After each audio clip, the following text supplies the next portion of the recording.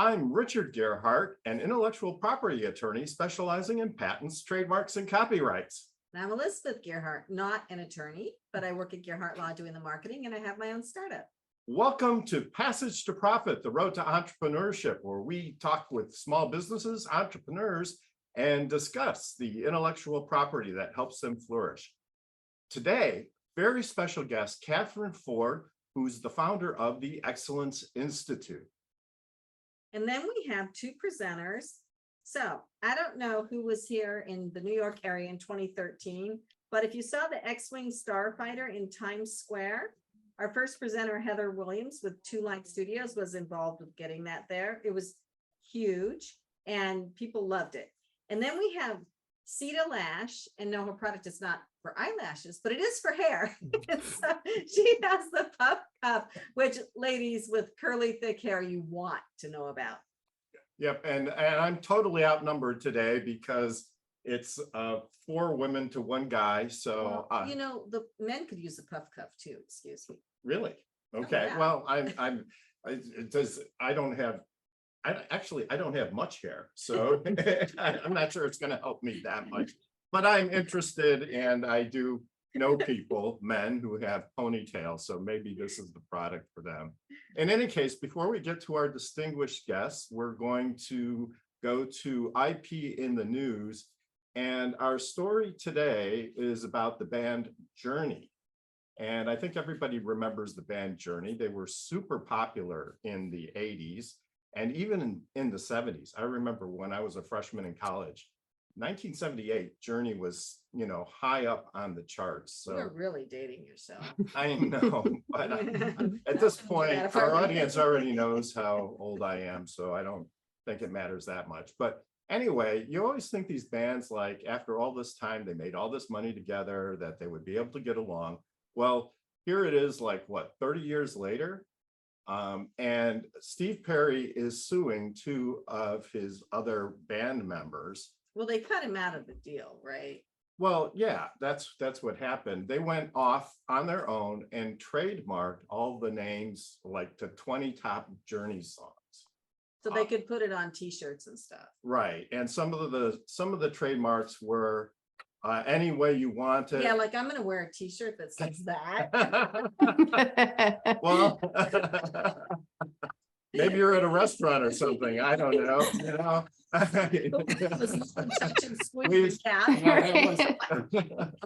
Oh, come on.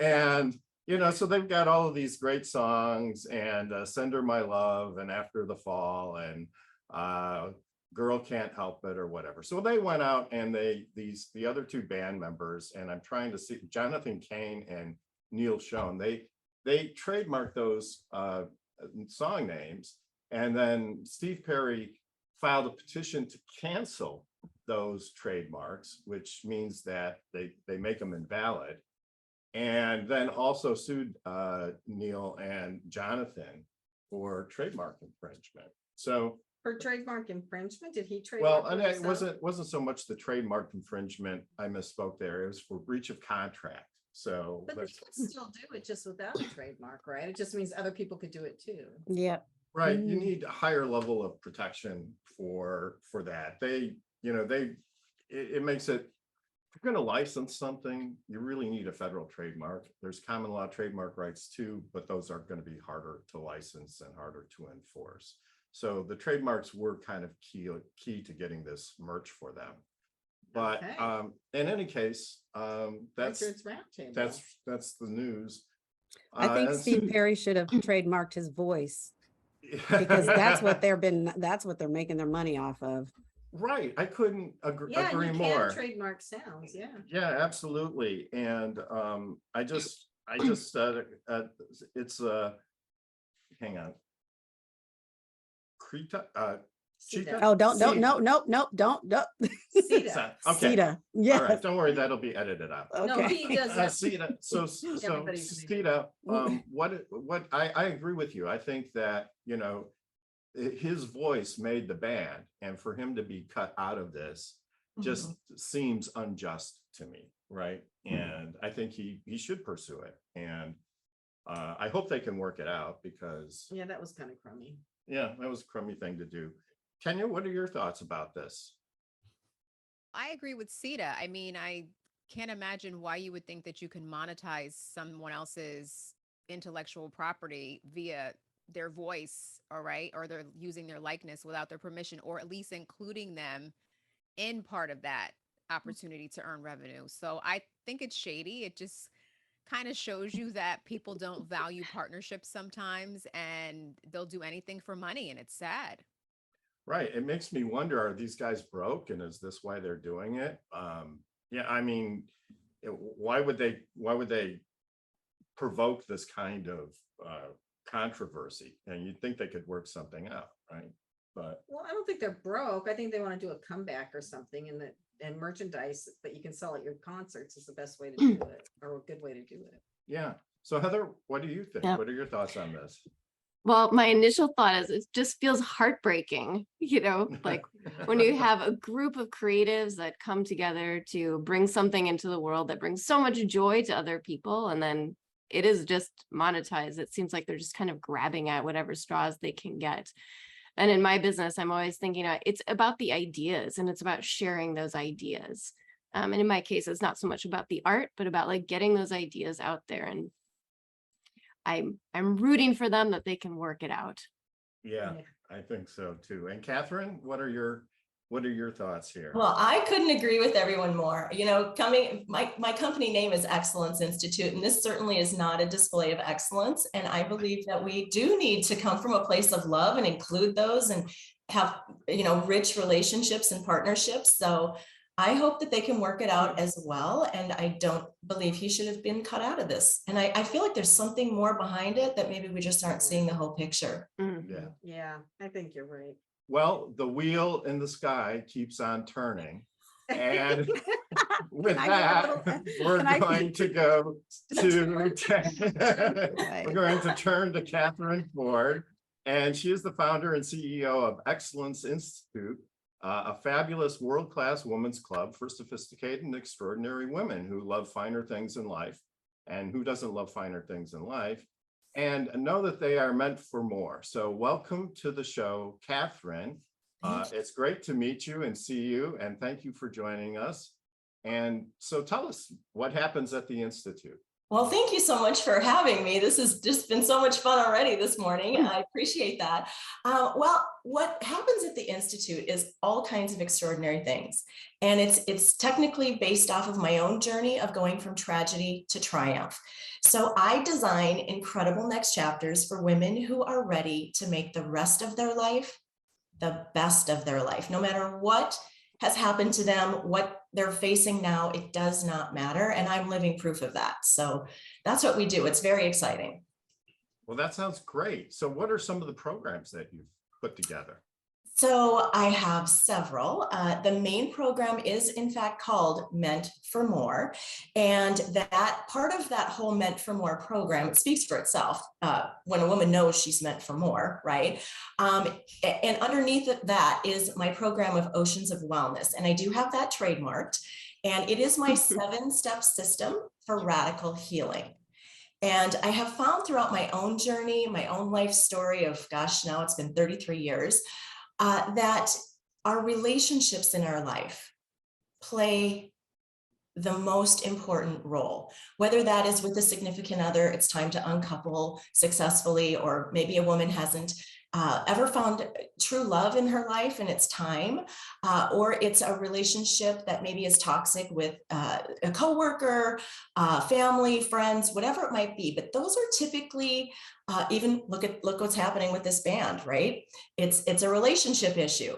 Yeah. So that's the root of it. And so I get in there deep with a woman and we uncover things, we let go of all acquired limitation, and then we sort of like install a new operating system and our whole life changes. So that's my Meant for More program. That is a beautiful program that involves community with other members of Excellence Institute and private time.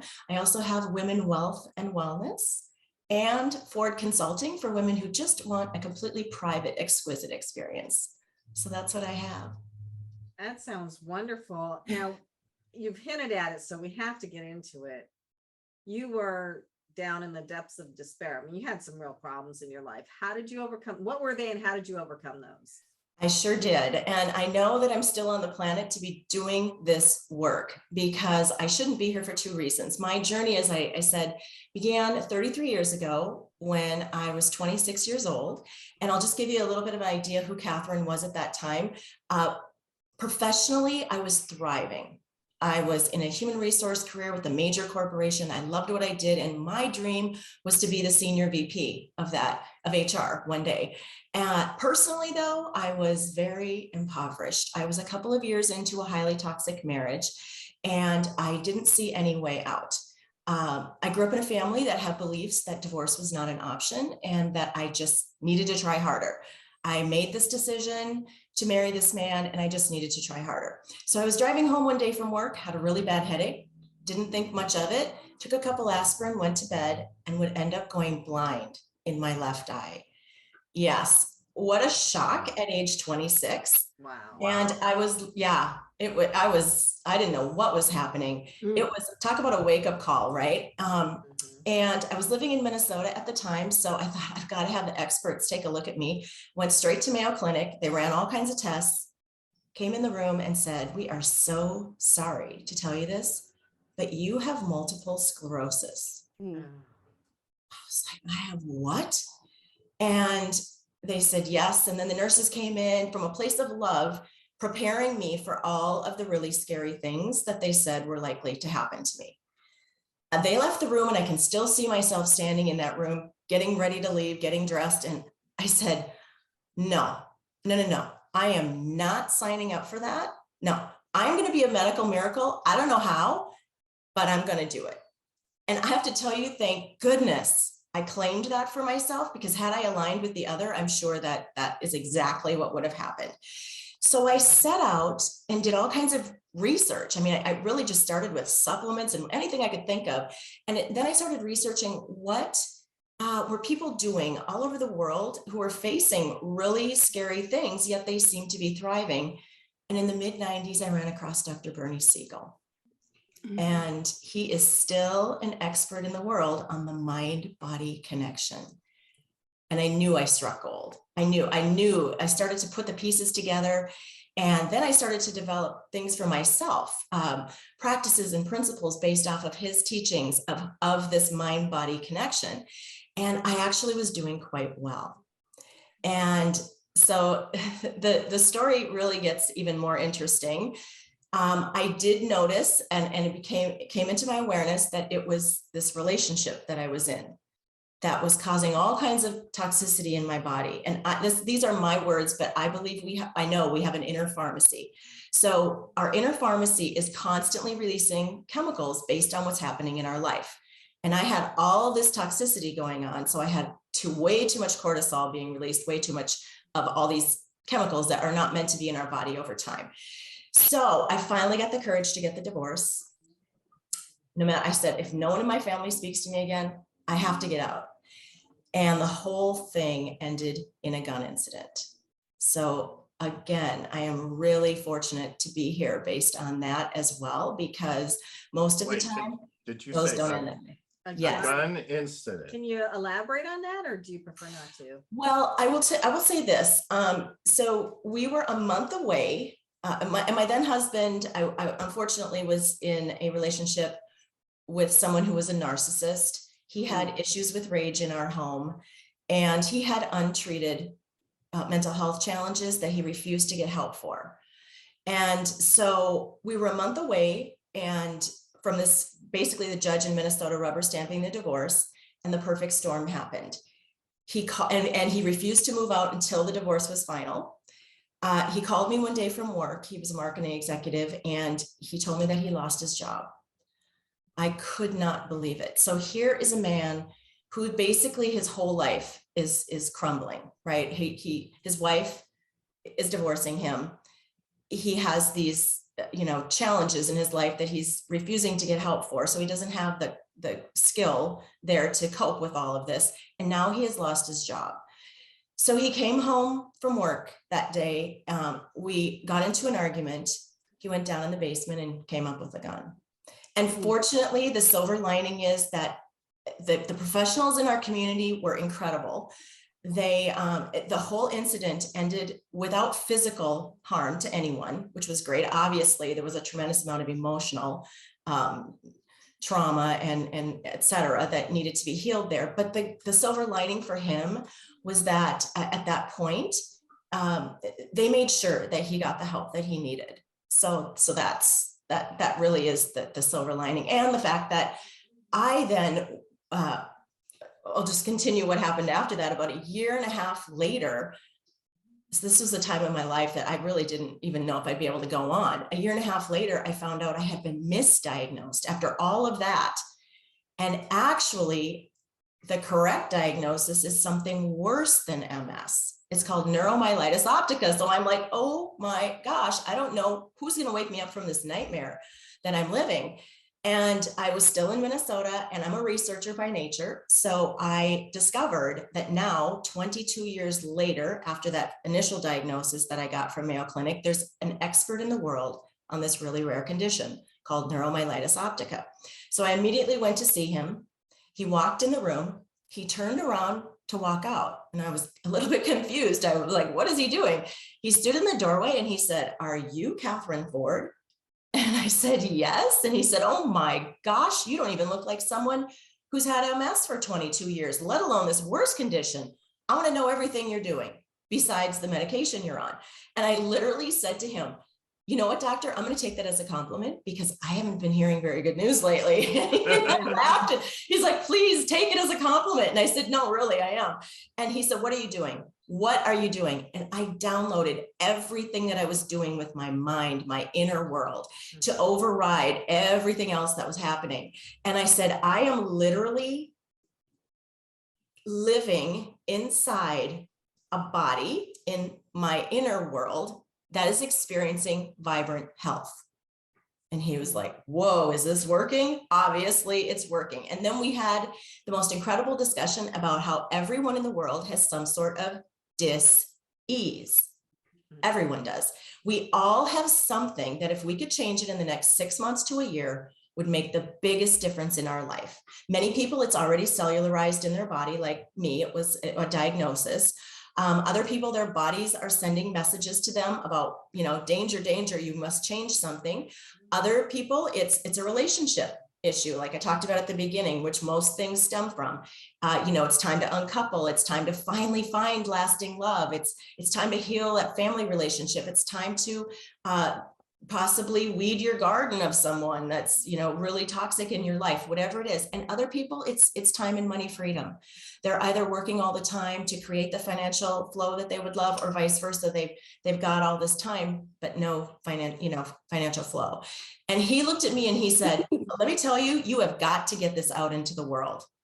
And I said, "What are you talking about?" And he's like, No, you don't understand.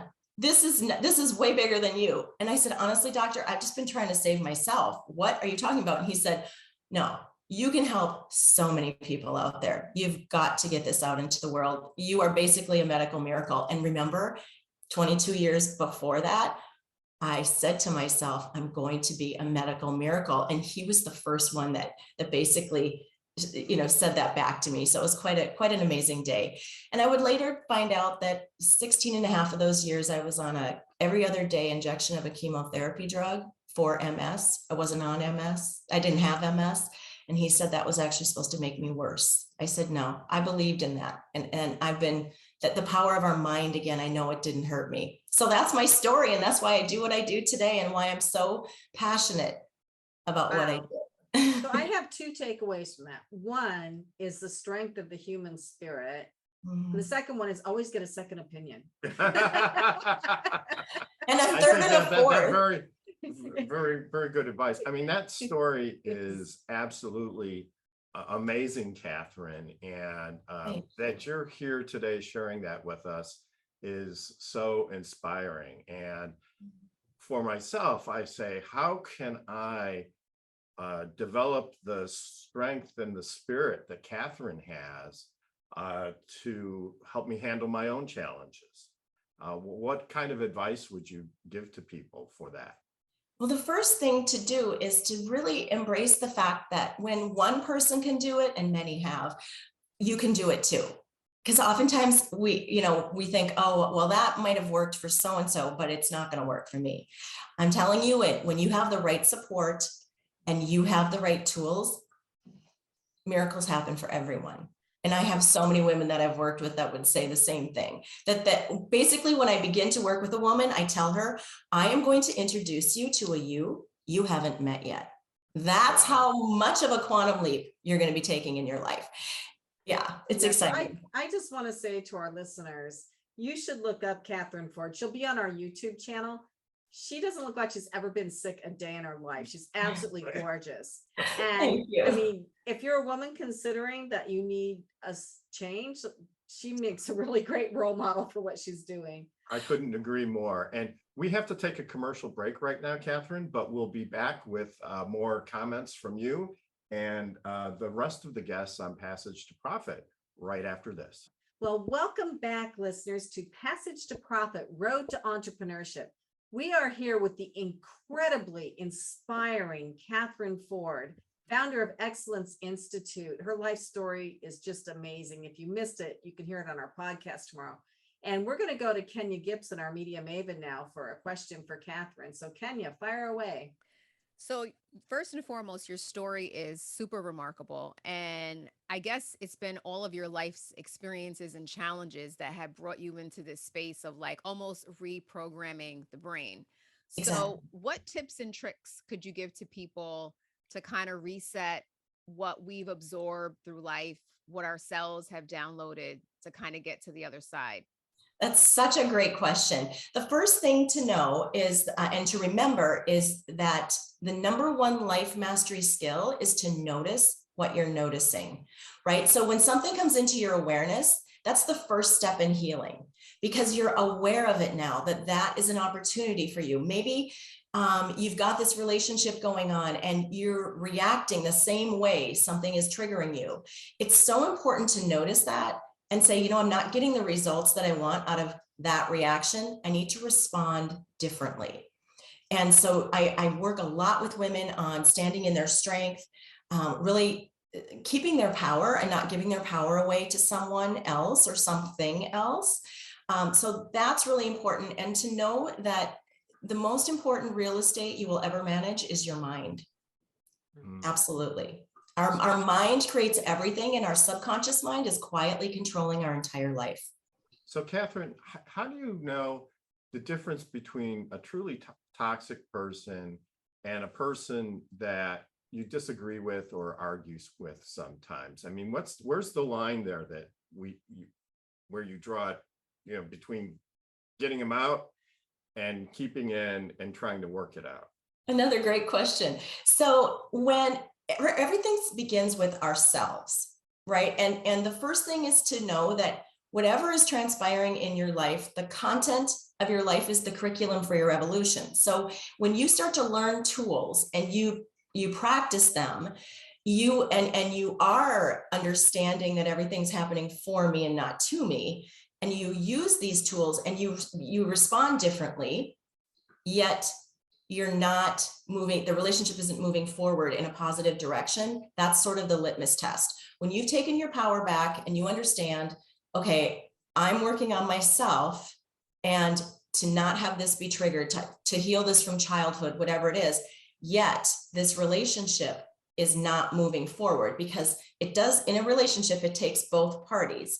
And so when it starts with ourselves, and if we're doing that, yet we're still not seeing the relationship move in the direction that we would love, that is the first sign that it is toxic for you. And part of your practice of radical self-love is to uncouple from that or separate from that, right? So it's not always staying with the person. Well, Elizabeth, why are you looking at me when she says that? Rich and I work on ourselves all the time. No, she works on me and I work on her. Oh. I couldn't imagine like being with someone who's, and we did have someone on the show that was like this a while ago, who's like, I'm perfect. I have a perfect life. and there's not a single thing I would change, and I don't need to have any work done. I don't need to do any work on myself. I couldn't imagine being with somebody like that, because we No. all need to work on ourselves, right? Yeah, sure. And I probably need more work than you do, but I will say, and she's agreeing with that. You're not supposed to agree so quickly. At least toss me a bone or something. But I mean, when you say relationship moving forward, I've heard that term used, and I guess I'm not really sure what that means. So what does a relationship moving forward mean?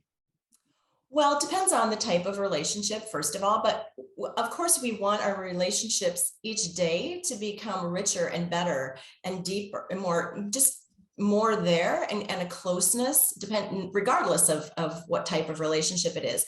So does it feel like you're growing? Is it becoming more expansive, or does it feel like it's sort of dying or getting, worse instead of becoming, I guess I'll say, richer? Richer. Yeah, I think I know what you're talking about. I mean, are you still excited to get up in the morning? Does the thought of getting up in the morning fill you with dread? Right. I mean, right? Yeah. Yeah.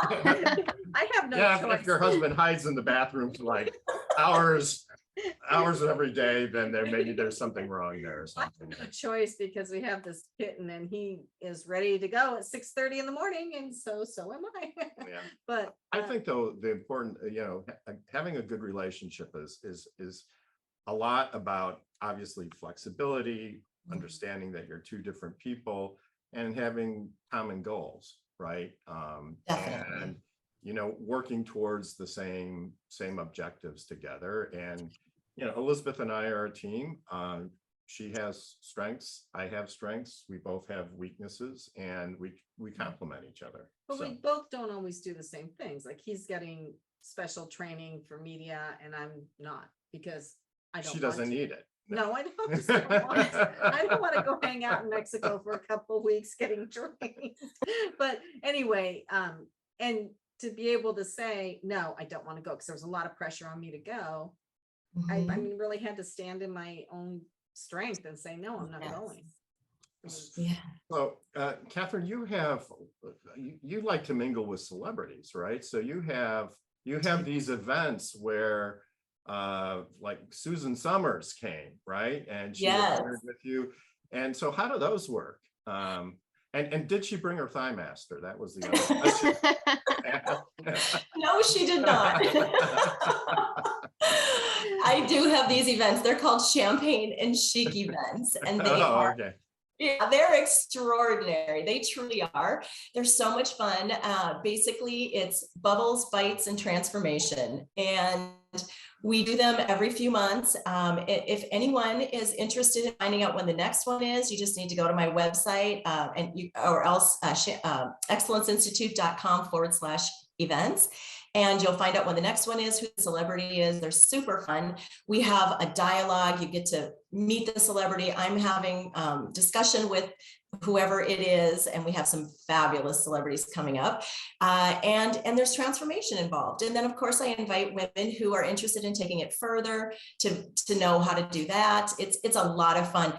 The last event we had here in the Pacific Palisades, and typically we offer Zoom as well. So if people are not in the area or it's not convenient for them to fly in, they can join us via Zoom, which is really fun. But one of the women told me, she said, Kathryn, this event was like walking on sparkling clouds when I left. Wow. And she was so excited about the transformation that happened for her that afternoon. And when I hear that feedback, it's amazing, because I could feel she was so empowered. Now, where is the Pacific Palisades? Is that in California? Yes. Yeah. Next to Malibu, Santa Monica area. Okay. Yeah. So these are in person. In person and Zoom. Yes. Okay. Wow. That sounds like fun. I should plan a trip to California. Well, you You should should. try to get on her list of celebrities. Yeah, there we go. That sounds, We could write it off as a business trip. so that that's always something I ask people when they have these events. What do people say when they're walking out the door? What do they say about what happened to them at the event? And I love that description. So Yeah. what did the women get from these events that go to them? What do they feel differently about? Well, first of all, they receive lots of tools to really begin making these changes in their life. They as women, we crave connection. So they really receive that connection with other women, whether they're in person or Zooming. It's very interesting and fun to learn about one of their favorite celebrities and maybe some of the challenges that they've been through. Suzanne Summers and I spoke a lot about gratitude, which was beautiful. She talked about how every day is such a gift, and literally, you know, we look at aging not necessarily as a good thing in this country. And she's like, no, it's a gift. It's a true gift to be able to age. And of course, she talks about aging well. And one of the benefits of what I do in the programs I have, I call it a fountain of youth and abundance, because we have this inner pharmacy again. And when we're happy and thriving, our inner pharmacy is kicking out sparkling, beautiful chemicals. And one of the beautiful effects of that is the fact that our skin, our largest organ, is really benefiting from that as well. In fact, after one of the women I work with, this is such a cute story. She was working with me for not very long either. It was maybe a month or two. And her husband actually thought she had work done. Wow. He said, Okay, did you girl. go have something done? I am coming to see you, Kathryn. And by the way, Susan Summers, Suzanne Summers, thank you. She played this dumb blonde in Three's Company, right? So she has this sort of reputation as being a ditz, but she is actually a really brilliant woman. And I've read other things about her and the things that she's done. And she's, that's like, people just don't get her because she is really, really smart, I think. Yes. And so anyway, I just thought I'd say that. That's very true. Kenya, do you have any questions or comments? I do. So Kathryn, based on everything that you've gone through and what you know now, what, if there was one thing you could do differently, what would that be? I don't think I would actually do anything differently, because I see this whole life of mine as a journey that's been divinely guided. And I would not, of course, want to sign up for any of this again. Don't get me wrong. But I see that really why I am on the planet is to do this work. Of course, when I was a young 26-year-old woman, I had all these other goals and aspirations for myself. I am doing the work that I am meant to be doing. Absolutely. It is my purpose in life. I had to go through everything I went through in order to have that doctor say, you've got to do this. Literally the next year, I founded Excellence Institute after he said that. I got my ducks in a row and I thought, you know what? He's right about this. And I want to use what I've been through to help other women. And so I wouldn't change a thing. I wouldn't want to go through it again, but on the other hand, I wouldn't change it because I see how divinely guided it has been. Well, and your passion for helping other people really comes through. And I think that is probably a big key to your success, when you're not just kind of phoning it in. You've lived these painful experiences, and you genuinely don't want other people to have to experience that too. And if you can help them, then I think you'll be very satisfied and be able to look back and say, yeah, I did something really positive with my life. Yeah, so. I can already say that. It's like nothing lights me up more than when a woman's life takes off and I can help her do it so much more quickly. Because I know the path now. I for my own life, I was going this way. No, that didn't work. I've got to come over here. And yeah, so that's exciting.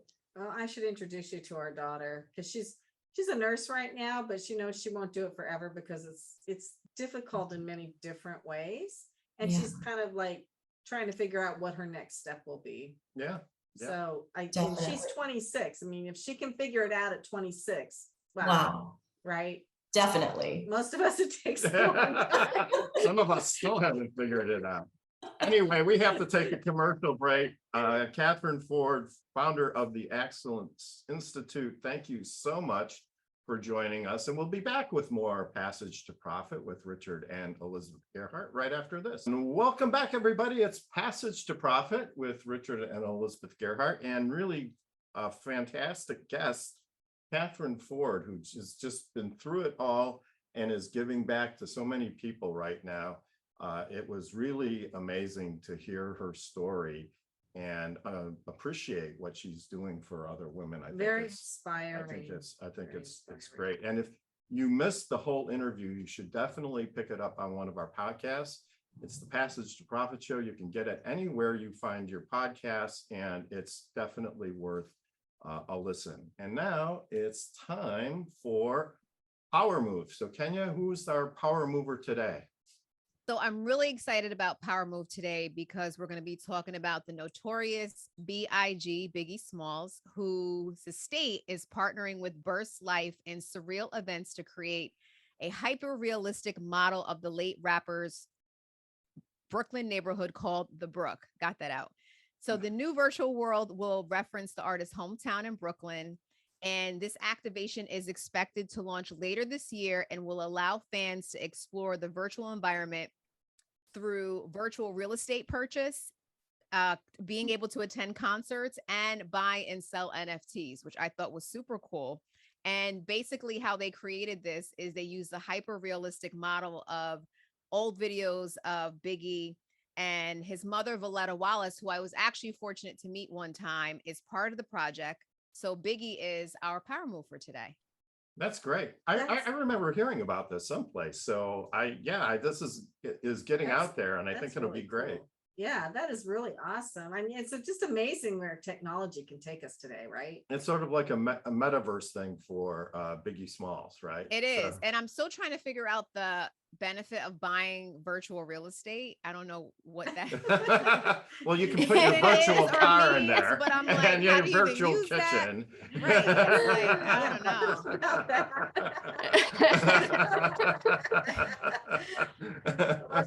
It's like, how are you going to use all that? The question is, do you get virtual bills, and a virtual mortgage? Right.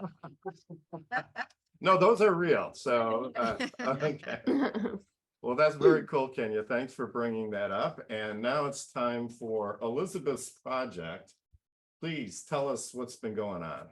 Well, I've been working very hard. I am going to try to find some money outside of the law firm money. I filed my patent application, working on the trademarks, and now I'm going over my business plan again. A lot has changed. And if you have a small business and you did a business plan or all your ideas a couple of years ago, or like I did, it's really exciting to go through it again, because what I'm doing is even more relevant now than it was even when I started a couple of years ago. And it's really fun to look and say, wow, this really works. And I think people will really like this. So I'm going through my business plan and really tightening things up, because I do want to try to get funding. So great. Well, that sounds like that's a project in and of itself. So okay, so enough about us. Now I want to talk to Heather Willems with TwoLine Studios. I went on Heather's website, and what she does to get creativity and production and ideas and the whole thing going is beyond amazing. I haven't seen anything like it. So Heather, please tell us all about what you do. Sure. Hi, thank you for having me. It's been awesome to hear, to be part of the conversation so far. So Heather Willems at TwoLine Studio, we are a creative problem solving agency. And so what we do is we work with open-minded leaders to design events like innovation workshops and strategy sessions. And what I love the most about what we do is that we help to communicate their results through drawing, called graphic recording. So to really take these big visions and bring them to life in a visual way. interesting.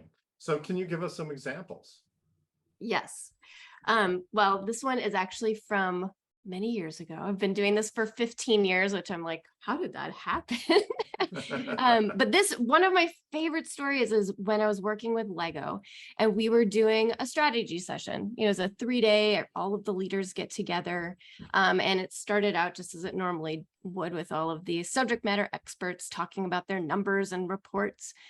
And as an energizer, I did a quick drawing lesson and then sent the groups out to practice their drawing with, to answer the question, like, if anything was possible, and the universe was the limit, how would you increase the fan base for Star Wars Lego? So that was the objective, was to increase the fan base for Star Wars Lego. In a galaxy far, far away. In a galaxy far, far away. Here, in this. No,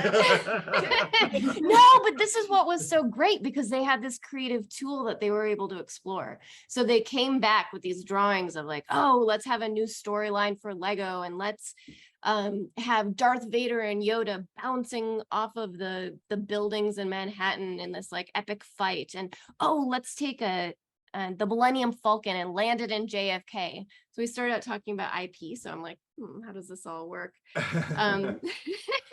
But what was so cool is like these ideas are really big. They really tested their limit in terms of like generating these big ideas. And what we ended up doing is scrapping the rest of the agenda for the 2.5 days. We redesigned the entire session and focused in on how we could take this big vision, this vision of success, and actually make it a reality. And so with our team, we were graphic recording all of these brainstormed ideas. We were taking and breaking down these big ideas and putting them into action items, mapping them out visually so everybody in the room could see it. And then at the end, we created, when they'd already come up with the strategy and tested and prodded it, our team created a single-page visual summary that showed all of the steps that were necessary, these big milestones, these big rocks that were necessary in order to create this vision.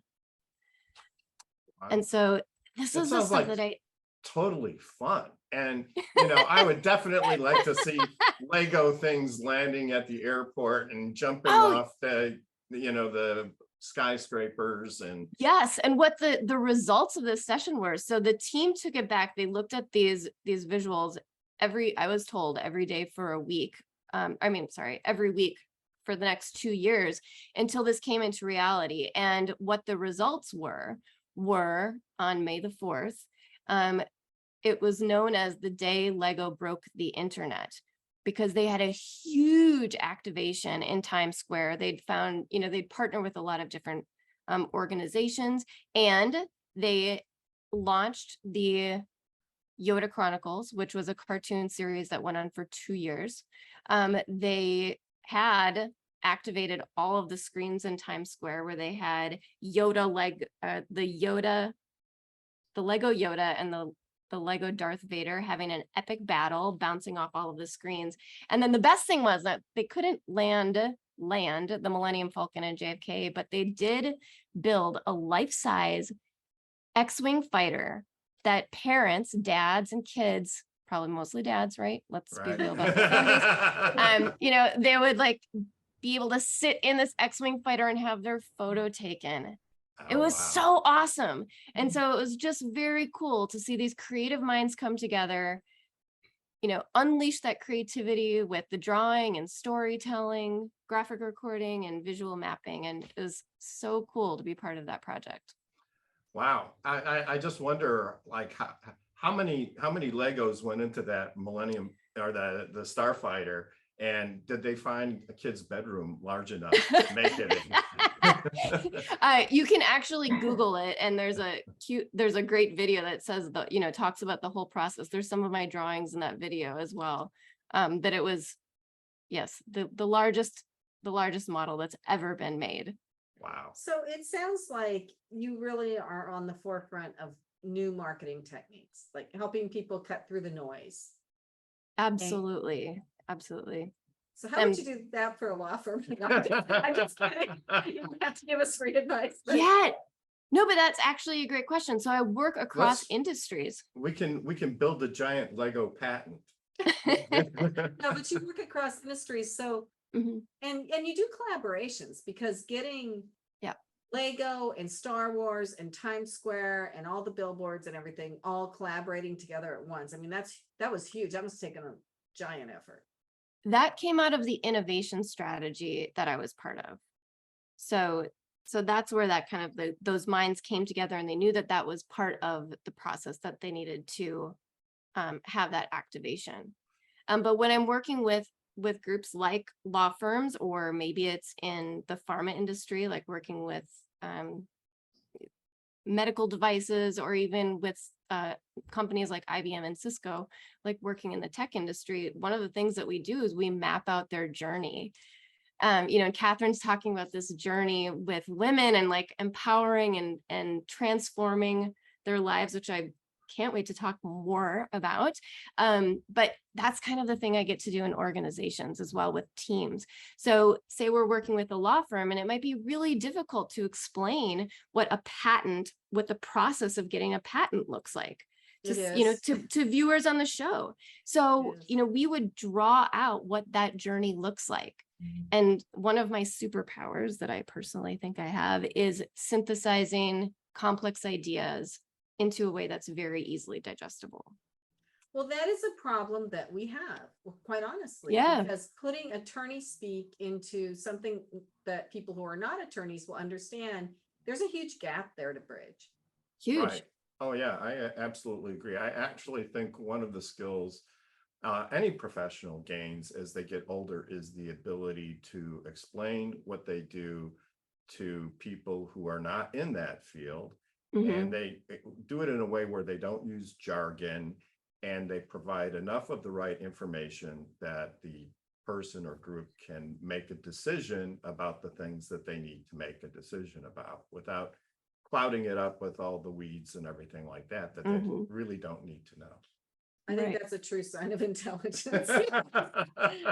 Well, I think what you're doing is great. You're getting people, you're telling stories, you're using storytelling as a way to share and communicate this information to others. But you have the greatest job in the world. I mean, you're like a professional brainstormer, right? Yeah. And so I'm going to change my title. And so how do you stay in that creative mode? Is that just like something that you've always done well, or do you think your skills have improved over time? How do you do that? Well, one, to answer the question, have they improved over time? Absolutely. Like I tell my husband, like, I'm going to be learning and trying new things until the day I die. Like, this is part of the journey of life, is like, how do we improve ourselves?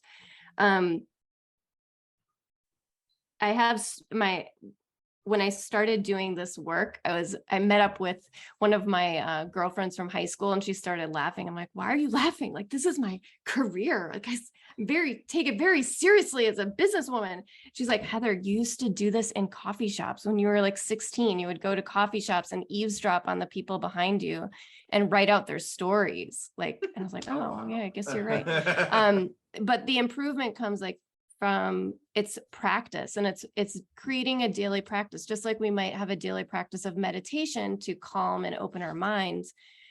Creativity can come in that same way, and the practice can be anything, like going for a walk around the block and noticing something new, to taking 5 minutes to actually playing with your child, or maybe it's taking a class and just stretching yourself a little bit to find that that way to see things differently. So I'm dying to pass the ball to Kenya, because she is one of our creative forces. Yes. She's the creative force behind this program. She is. And so she has to have something to say about creativity.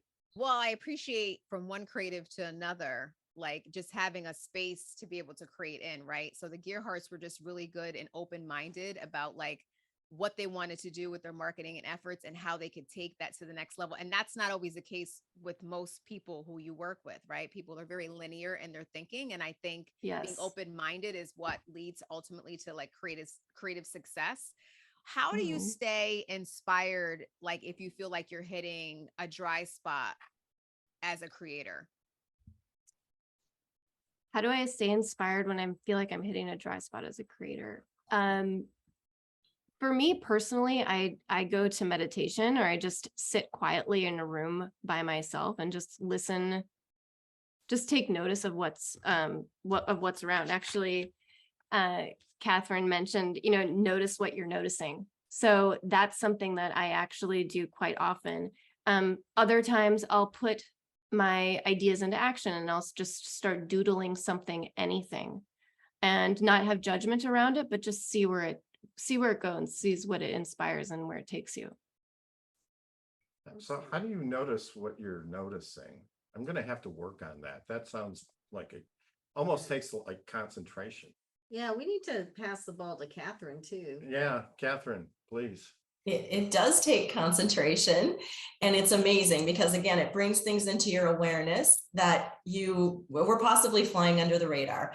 So basically, I like to describe it as seeing what's happening your life on a movie screen, or going like 10,000 feet up and looking down on what's actually transpiring, just separating yourself a bit from it so that you can see at a different angle what is happening. And you're doing a great job of that. Yeah, do you have a question or any other comments for Heather? I love her creativity so much, and I love drawing things out. Another piece that I work with my clients on, we call it our personal passion prescription, and it's a bit of a similar thing, but it's for their life, and I have that trademark as well. But that visual piece is so important, and having a roadmap, you know, for where, in my case, where a woman's life is going. But that is so key. It activates another part of our brain, and it really helps bring the ideas to life. Absolutely. And it's especially when you start to sketch out individual ideas, they have a conversation with one another. And this can happen in groups, especially in innovation sessions, but also individually as well. When you're working on it individually alone, it's like, oh, well, that pig and the bird, you know, you put the pig and the bird together, you're like, oh my gosh, pigs can fly. And you know, I mean, start to create new connections. Right. And our minds think in pictures. So that's why that's so effective too. We don't think in words, we see pictures. And so I love that. That's a good point. I recently bought a whiteboard for my home office where it's electronic and I can write in colored markers on that. Very and so cool. I love it. And I try to escape on Friday afternoons and do brainstorming on that using different markers and arrows and diagrams and all of that stuff. And it really is amazing how that kind of frees you up. And, you know, I see new challenges, I see new solutions, and there's technology where I can put it onto my laptop, but I've just been taking pictures of it with my phone and then translating that into, you know, written document later. But I feel just having, you know, having that sort of unlimited blank space, you know, and you can go any direction and any color is what is really kind of fun. So it is fun. I think sometimes people are intimidated by that, actually. You've worked with a lot of big companies, so Disney, FedEx, Google, Lego, SAP, Johnson & Johnson.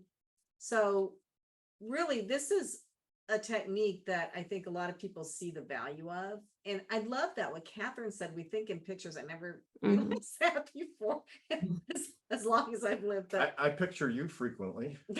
Oh no. But so it sounds to me like there are a lot of people who really see a lot of value in what you do, Heather. And how do they find you? You can find me at TwoLineStudios.com. Okay. And then there's I'm sorry, go ahead.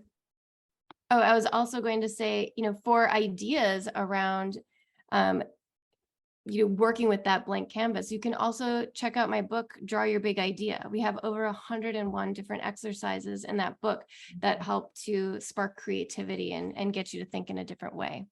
That sounds great. Do you only work with big corporate clients, or do you work with entrepreneurs and small companies? I work with a variety of folks. I have to say, like, most of my revenue comes from larger companies. I've also been doing a lot of social impact work or journey maps with nonprofits. And my heart, what makes me just come alive and sing, is working with entrepreneurs and helping them to scale from that, 250,000 mark and, on their path to 1 million. So I love working with entrepreneurs and helping them to overcome some of those barriers that are tough to get around. Yeah, I mean, I would say one of the benefits of being an entrepreneur is you get to draw that map, which is a privilege, but it's also a challenge, right? And so, but you get to draw it your way, right? Right. There's no rules. And there's no, right, and there's no rules. Unless you're a lawyer, and then there's a lot of rules. And then it's nothing but rules, but anyway. After this segment, thank you very much. So TwoLineStudios.com, Heather, that was really enlightening and excellent. And now we're going to our next presenter, Ceata E. Lash. Now her last name is Lash, but her products are for hair. So if you have ever had bunny tail hair, and I'll let her say what that is, this will fix that. So Ceata with PuffCuff, please tell us what you have. So yes, my name is Ceata Lash. I am the founder, inventor, and co-CEO. My husband is the other CEO of PuffCuff. PuffCuff is a hair clamp. Can you see it?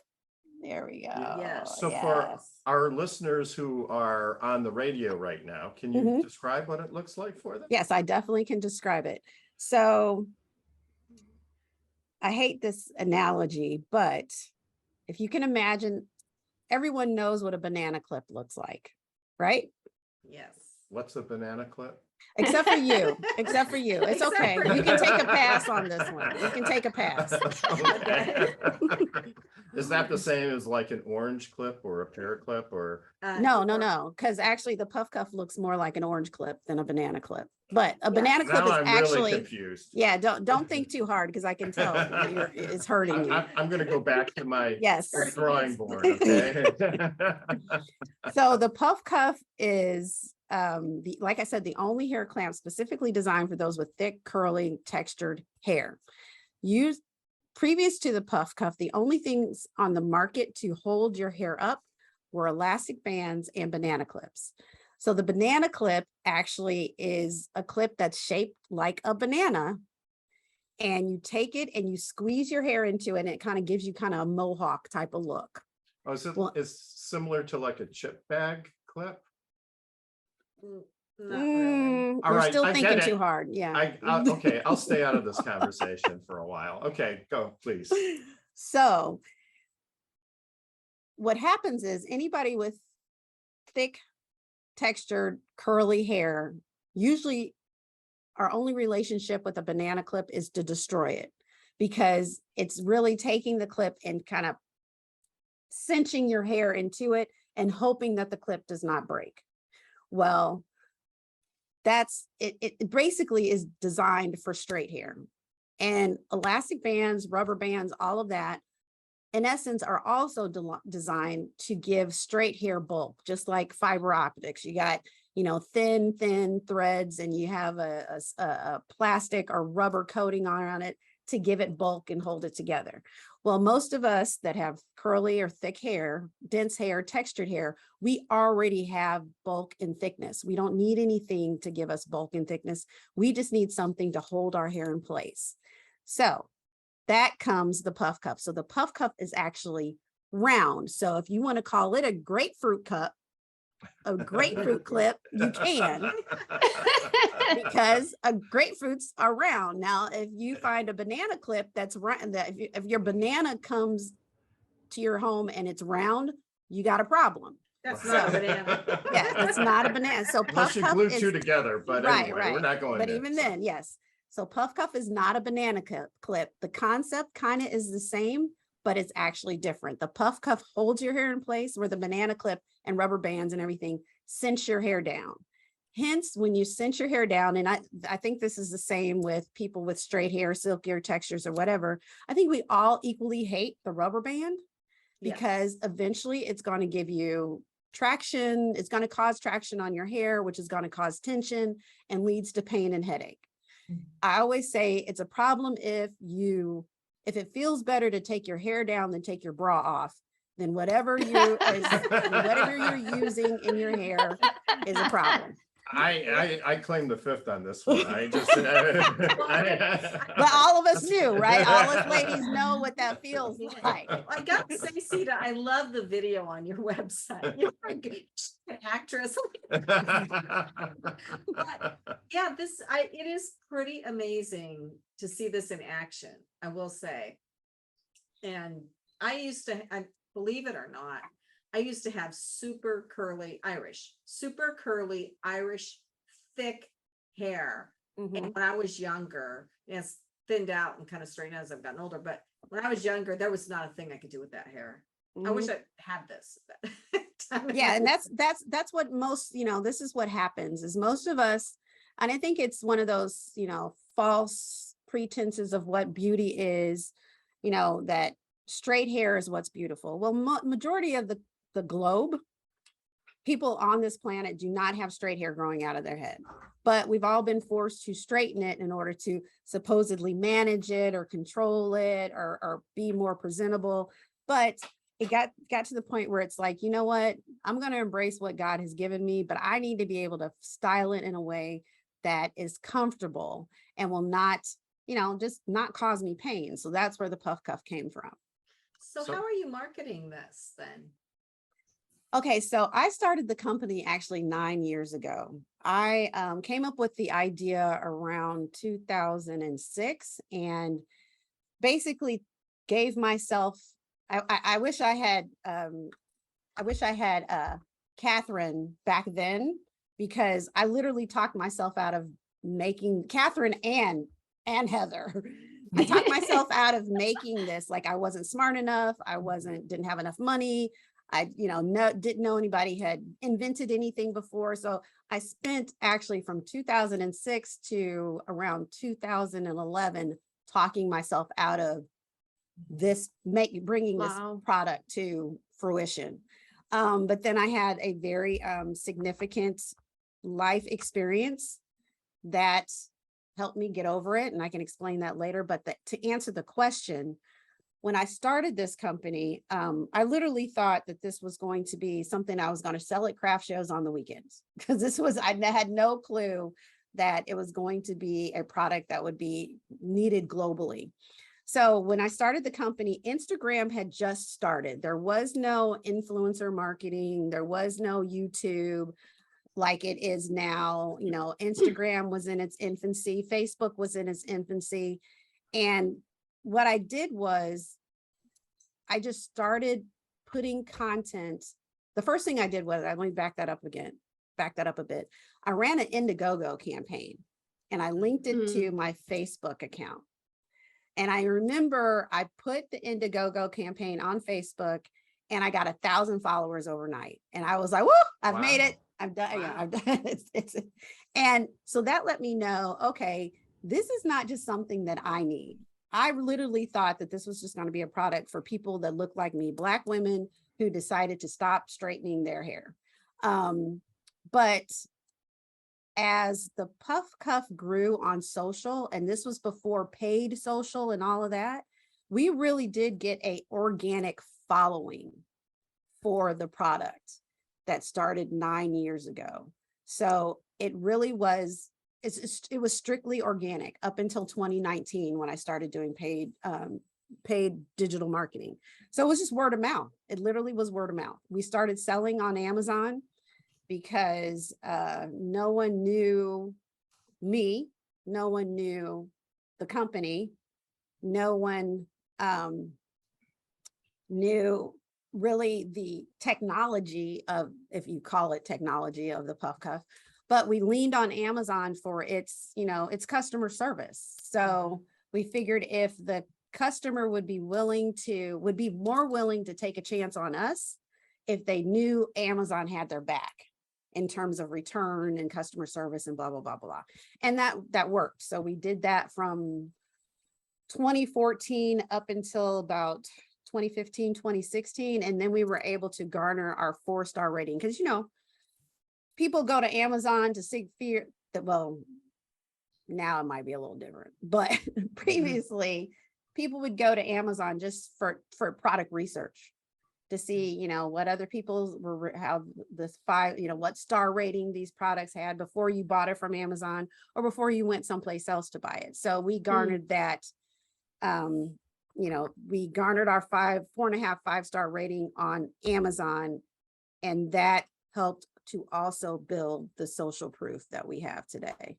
Wow, Right. that was really smart. You know, I don't know that people understood the power of Amazon back then, but Yeah. it's really powerful now. I get everything off Amazon. Yeah, Yeah. and I just wanted to say, you know, I admire your courage, and you know, you said that you really thought about it for a while, but didn't take any action on it.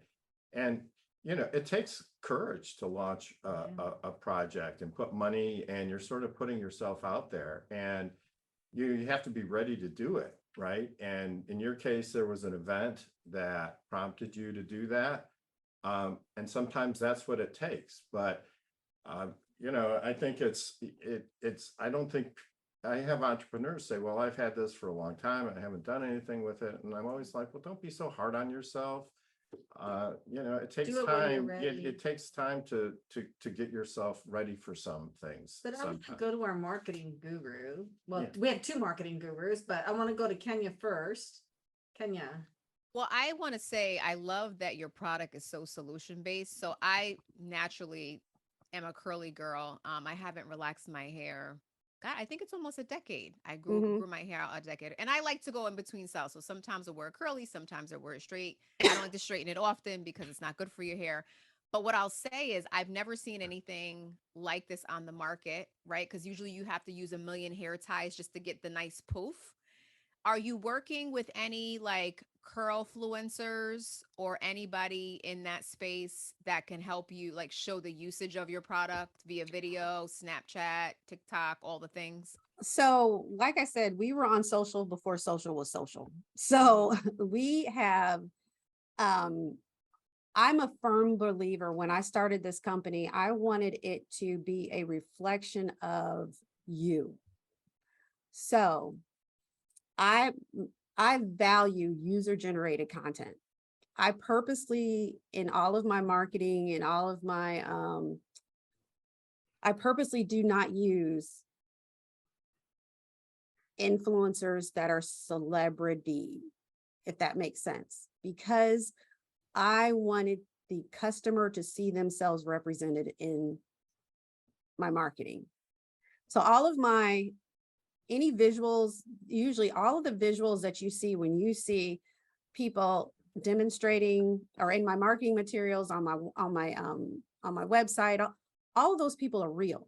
Those are literally people I either stalked at my chiropractor's office, church, relatives, children of mine that I have garnered to say, will you please use the product for me? And that has worked. Now, I do understand and value the use of ambassadors and influencers, but originally, to tell you the truth, we never sought ambassadors or influencers. What we would do is we would all of a sudden, like, something would happen in the cyber world where we'd come in the next morning, because we do our own fulfillment also. We come in the next morning to the warehouse, and it's like, wow, we have 1,000 orders. What happened? Somebody must have done a video. And then we go out onto our social media, see who tagged us. And then if there was a person who created a video that had influencer status, then we would ask them if they would be interested in being an influencer. Because for me, influencers can be bought, and I don't want anybody using my product that doesn't love the product itself. And the way that I know that that happens is they find it organically, or there comes a situation where that person comes into our atmosphere and I can engage them that way. So you know, I should also say that I thought PuffCuff a lot of times, and I get pigeonholed into, this is a Black product. Well, it's not a Black product. It just happens to be created by a Black girl. This is a curly hair product. Curly hair comes in all ethnicities, all colors, male, female, everything. So this is a global unisex product. We sell in over 176 countries, and I have not marketed to one of those countries. It literally has been social media and one person word of mouth to the other to say, this is something I think you could use. One of our biggest influencers, her name is Honest Liz. She lives in Pune, India. Someone from the States that was a friend of hers gave her a PuffCuff. She did a video and was just like, this saved my life. I didn't even think at that point that Indian people came with curly hair. I had no clue. One of our biggest And it saved her life too. Right, and it That's- saved her life. Right. So it's one of those things to where, you know, I didn't have to seek that out. I understand the value of it. And there are some celebrities that have the PuffCuff. I know I can name like 5 that are huge. But the other thing is y'all have to stop me because I tend to ramble. But I don't know if I answered. I don't know if I answered the I question. can't remember what the question Well, was, but. it sounds like you are using some version of influencer marketing. is Yes, what I'm I am gathering. using some Yeah. version of influencer marketing. But even then, it's really hard to gauge the ROI because right now Right. influencers, what they're asking for to be put on and what typically, it's almost like it's a world in itself. And I have not been able to find the correct manager to be able to handle that Right. because it's so expensive. Well, It I was is. going to ask you if you ever thought of affiliate marketing. We to do have pay. affiliate marketing. Okay. Yeah, That's we a do way to use affiliate. offset. Yeah, affiliate and ambassador market. We do that. Okay, But at the same time with the- Kathryn, wait, Ceata, I want to give Kathryn a chance to weigh in quickly here, with either a question or comment. Well, I'm just so proud of you that you did overcome your fears and you did it anyway. Thank you. And that's such an important point in everyone's life. When you just say, no, I'm going to do it anyway. I believe in it. I'm going to set my fears aside. I'm going to take my courage and I'm going to do it. And look at all of the lives in the world that you have influenced in such a positive way, given women that confidence that they have a product that they can feel really great about. And, you know, as women, right, our hair, you know, we have good days and bad days. With our Right, your hair product. can dictate your whole day. Period. It's so important that Right. we have more good days than bad Right, days, you know, right. and that even affects our confidence level as a woman. So I just really want you to embrace the fact that you have made a huge difference in so many lives, not just Yeah. women's lives, as you said, Yeah. it's and any lives that across the world. So I say cheers to you at Excellence Institute. We would call that a massive champagne moment. So Oh, Oh, there awesome. you go. Yeah. Yeah, well, Clean. you know, it's not only all the women that she's helped, but the jobs that she's helped create, having it made, Right. distributed, advertising, you know, all of the other people that are around the product. And by doing this, you've helped a lot of people. If you Right. think about it, how many people have touched your product and how you've contributed, it's a big piece. And she's Yes. helped a lot of men too, because they are married or with these women who are not grumpy because their hair's under control. Or, you know, and the same thing, there's a whole bunch of dads doing little girls' hair in the morning, Yeah. you know, and it's saving lives and helping relationships. Yeah. But I do want to say that the event, it was literally in 2011, my grandmother, who was 90 years old, got diagnosed with congestive heart failure. She had lived independently all of her lives and all of her life. And she, my dad is the only child. So at that point, the doctors were like, she has to live with someone. She was like, there's no way I'm living with your father. So tag, you're it. And I was like, okay, that's great.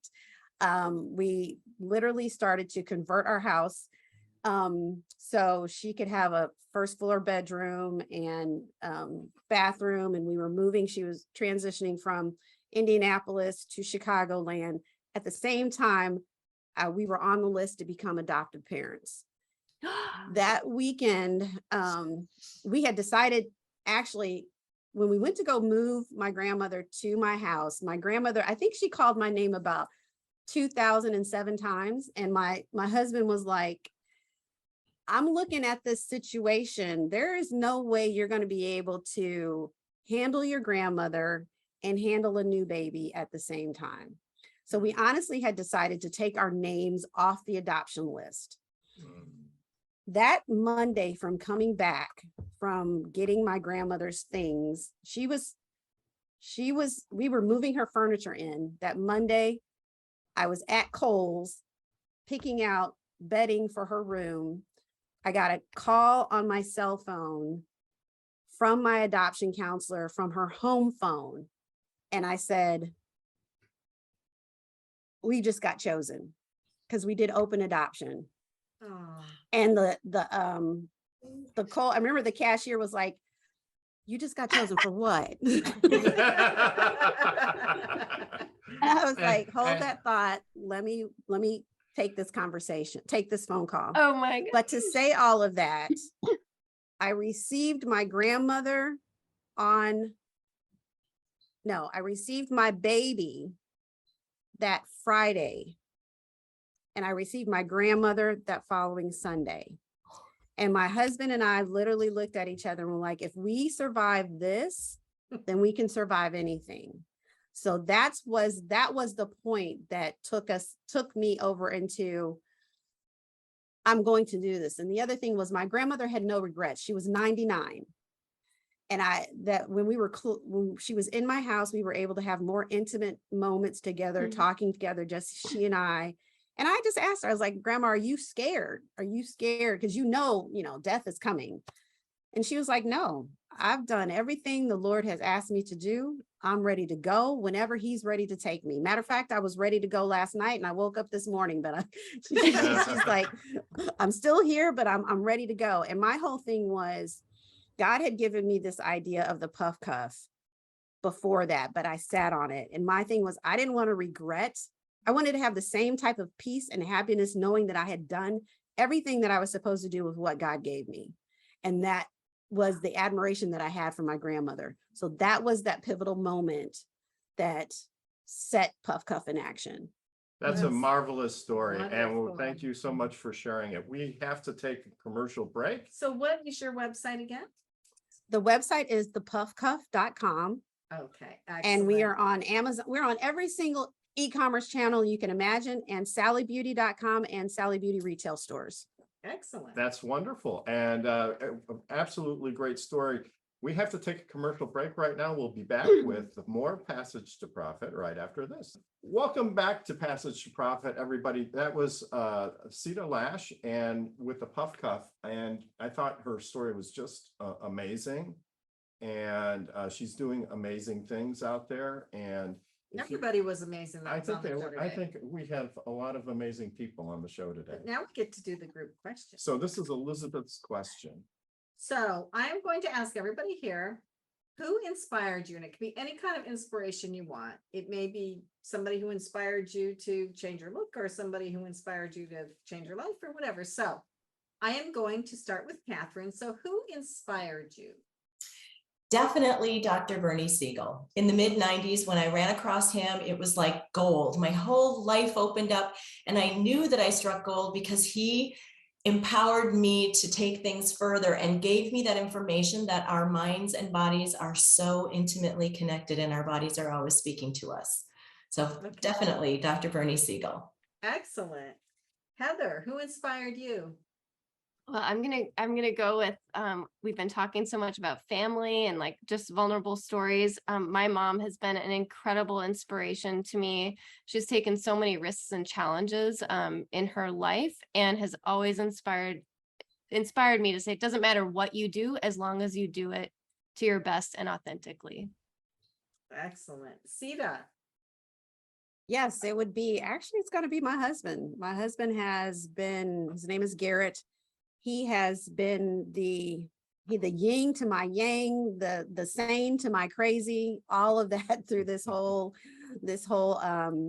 journey. And he's the one who, keeps me encouraged and keeps me level. So he is my inspiration. Excellent. Kenya. I'm gonna say my children, Norris and Naya. They're obviously younger than me, and you would think somebody would be older to inspire me. But I think I look at how much they've grown and they've accomplished in such a short period of time. And they're really the kids, or I want to say kids, but the people who I really wanted to be at their age. So they continue to inspire me with what they're doing with themselves. So definitely my children. Excellent. Richard. Boy, that's a tough question because I've had so many sources of inspiration. So, Elizabeth, you take the cake for inspiration for sure. Strangely, my parents, and I never really thought I'd say this because for a long time I was kind of angry at them and kind of had wished that they had done more. But as I get older, I look back at them and their values. My dad, especially, he was a very courageous man. He was a World War II veteran. He was very honest and decent. And I think that that role model, he certainly wasn't perfect, but that role model really created a big impression on me. So hats off to you, Dad. Oh, that's so sweet. Yes, I think it was the women in my life. My mother especially, she had incredible challenges that I won't get into here, an incredibly difficult life. And she just powered through every single day. When I look at it now, being the age I am now, I don't have any idea how she did it. I really don't. So when I look at what I'm dealing with and I think about my mother, I'm like, oh, I got it easy. So with that, we are ready to wrap the show up. Unfortunately, I've had so much fun. I think we should do women's shows all the time. I'm down for it, well, why not, Hey.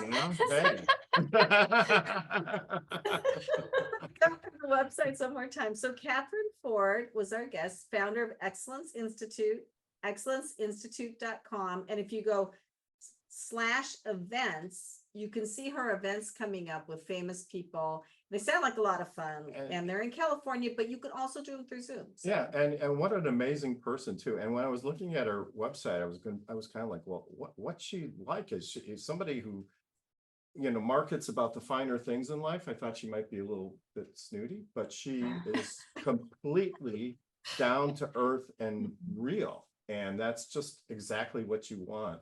Authenticity. Absolutely. Yeah. And then we had Heather Willems with TwoLineStudios.com. Wow, creativity in spades. I mean, just amazing what she does with the whole drawing things out and getting people to really get their creative juices flowing and interacting. And she's inspired me to go out and be creative today. So I'm going to have to find some way to hit that drawing board and play around with my magic markers, my coloring set. So right. And then Ceata Lash with the PuffCuff.com. So all you curly haired people out there, ladies, men, all over the world. We even do poodles. We have poodles too. So ingenious. So, it's an ingenious to be convention. Perfectly honest, I'm still not exactly sure what it is, but it sounds great. So well, if you go to her website and you watch her video for like 30 seconds, I will gain knowledge. You'll figure it out. Okay. Because it's very incredibly ingenious. And you're not going to go make it yourself, but you're going to buy it from Amazon or from her website, because if you know anyone that has curly hair, you need it. So that was our group today. Are we going to do last comments? Sure. Kenya, do you have any last comments before we go? With your microphone on? Sorry, I couldn't find the button. I think I'd have this figured out by now after all this time. So I just wanted to say this was a wonderful conversation as usual, right? But it's always nice. Like there just seems to be this just common thread of women empowerment and creativity. And I always love to be a part of those conversations because I just think that it's a co-inspiring atmosphere for us all. So excellent. Well said. So unfortunately, we need to sign off for this week, but we'll return to this station next week with another episode of Passage to Profit. Before we go, I'd like to thank The Passage to Profit team, Noah Fleischman, our producer, Alicia Morrissey, our program director, and Mark Wilson, our syndication manager. Our podcast can be found tomorrow. Anywhere you find your podcast, just look for the Passage to Profit show. And don't forget to like us on Facebook, Instagram, and Twitter. And remember, while the information provided during this program is believed to be correct, never take a legal step without checking with your legal professional. This is Richard and Elizabeth Gearhart from Passage to Profit signing off. We'll see you next week.